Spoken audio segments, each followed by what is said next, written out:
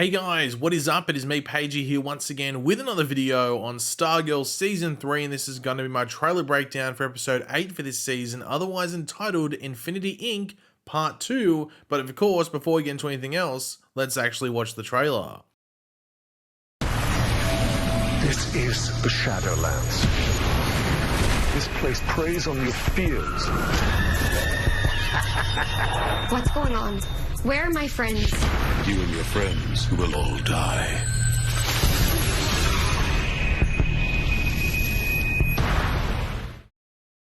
So yeah, I need to address it. Why was there no review yesterday for Episode 7 or, Infinity Inc. Part 1? And you're not gonna believe the irony around why I wasn't able to watch the episode when it was airing, let alone make a video straight away, to the point where I'm not making a review, I'm just making a trailer breakdown and including a bit of a quick review, and that's because I had a blackout. The irony that this episode had Blue Valley having a blackout and everything like that, I feel like it extended to me, and Dr. Midnight made it so I couldn't review episode 7. The irony is hilarious, but yeah, it took me out. Like, it was a very long one, much longer than usual around this area where I live. So yeah, that sucks, but that's just how things roll, I guess, which is just a bit annoying, but sort of funny at the same time. But considering that, last episode, episode 7, really did truly feel like a part 1 of a two-parter episode where not a ridiculous amount happened. It was really setting up a lot of stuff that you would assume is going to play in this episode as well as the rest of the back half of this season. I guess it's not too bad of a thing that was the episode where I was sort of technologically, inept or held back on it. So yeah, not too bad. But last episode, I think, did a great job of really having this slow build up to the Helix Institute and actually getting to meet Todd Rice in the present day. But I also did like the connectivity between Jenny and Todd and their 18th birthday and everything around that, and how both of them were like the ring connecting to Jenny unlocked both of their powers. Jenny in a more positive sense, Todd in a more negative sense, but I guess that harnesses back to, goes back to the whole light and darkness thing.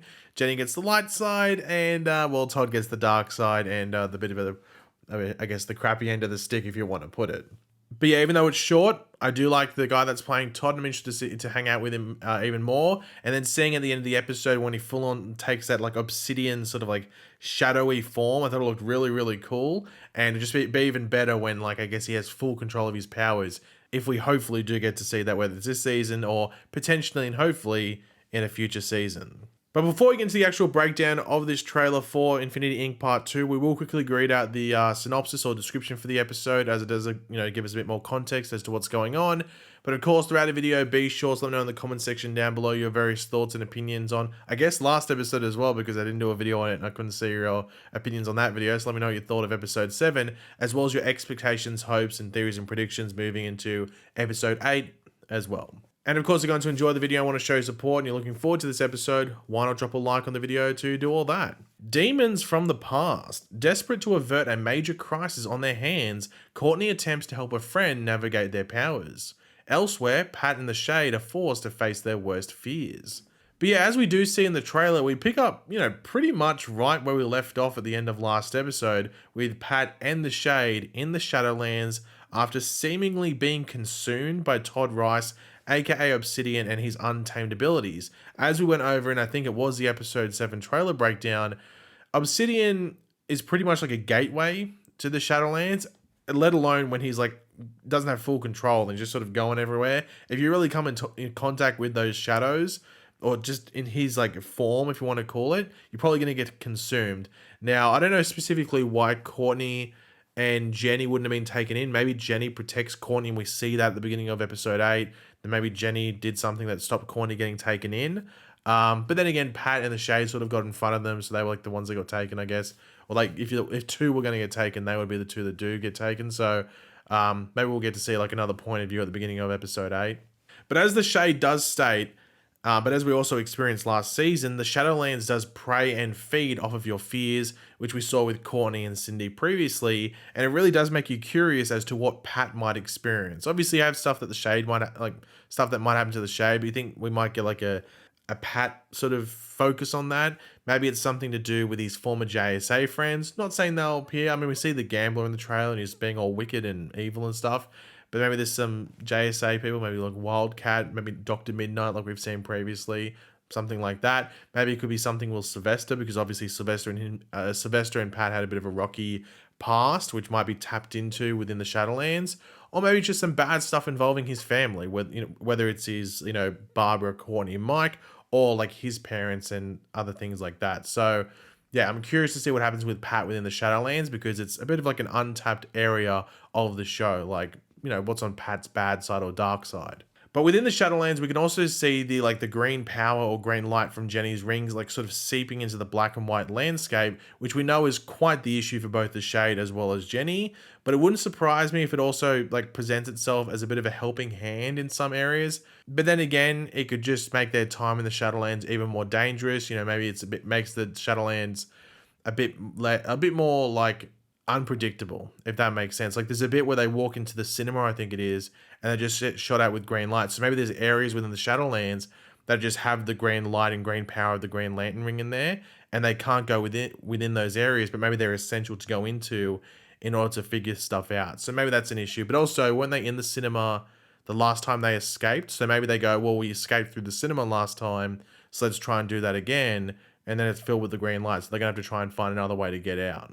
But yeah, I guess that's just to wait and see what happens, because it's hard to tell exactly from just a 20-second trailer or something. But an interesting thing to remember going into this episode is that one of the Green Lantern ring's biggest weaknesses, if not the biggest weakness, is fear. So the fact that the Shadowlands is sort of like encompasses the fear with the Green Lantern ring really makes you interested to see how it all plays out. Now, Jenny and Courtney, as we've already said, obviously they were not taken into the Shadowlands, and we do see Jenny searching this looking around and just walking around this vacant room, which isn't the same one that Todd was in last episode. It didn't have these like white lines going around the edge of it, but it just looks to be a different area that Jenny has been put inside, and this could be like a suppressor of the Green Lantern ring's powers, so it's sort of like useless inside the room, or it's a room designed for other things. It's important that your mind, or I guess more specifically Jenny's mind, has to be in the right state to use the ring correctly. So if this room makes you a bit loopy and a bit not all there, and just mental state's not all good, it would pretty much make the ring useless for Jenny as well, or just make it extremely dangerous for Jenny to use, to the point where she just wouldn't even try. Or maybe she does and she feels the repercussions of it. I'm not too sure. Once again, wait and find out. But the thing I'm very, very, very intrigued by that was presented in this trailer is we do get to see Courtney with Mr. Bones. And I must say, Mr. Bones looked, as good as he did at the end of last season. He obviously showing up more consistently, might I say, in the past episode. And you have to assume more in this episode as well. I think the CGI looks really good, and it's really cool that Keith David's still, stuck around to be the voice. But we get to see Courtney with Mr. Bones in like Louise Love's office that we saw at the end of last season as well. And will this be where certain like plot related things are revealed, such as whether Mr. Bones was maybe the one who killed the gambler or was behind it, so he sent this person off to do it? But if he's not, does he maybe have an idea who might have done it, because he has all the security footage? So maybe he knows he did it and is hiding for them. Was it Todd? Has Todd been let out as Obsidian to do this stuff? If he was, wouldn't the gambler been taken into the Shadowlands? So it makes you curious if whether Mr. Bones is behind it, whether he did it or sent someone to do it, or he just knows who did it. And that's something that is hinted at, maybe not fully revealed, but definitely hinted at in this episode. And also just what his plan is as a whole, whether that be with Todd or any other powered person they have within the Helix Institute. Why does he need Todd? Why is he doing this? Everything like that. Is he trying to build an Infinity Inc. like the episode titles suggest, or is it something else? Once again, hopefully we find out.